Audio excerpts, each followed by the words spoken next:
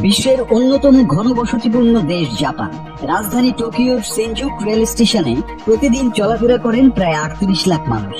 সেই জনস্রোতের প্রতিটি পদক্ষেপকেই কাজে লাগাচ্ছে জাপান। এই উদ্যোগ শুরু হয়েছিল 2008 সালে। পাইজো ইলেকট্রিক প্রযুক্তির ধারণা অবশ্য একেবারে নতুন নয়।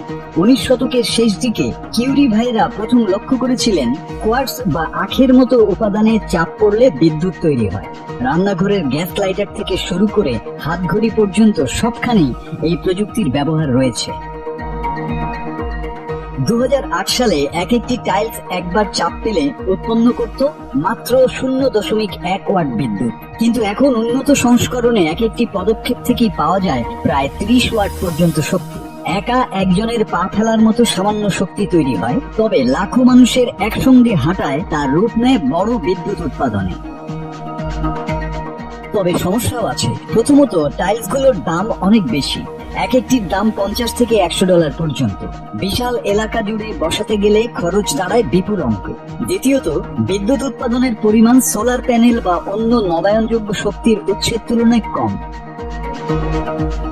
তবুও গবেষকরা আশা করছেন, দাম কমানো আর বেশি কার্যকর টাইলস তৈরি করা গেলে ভবিষ্যতে এই প্রযুক্তি হয়ে উঠবে বিশ্বের অন্যতম বিদ্যুৎ উৎপাদক শক্তি।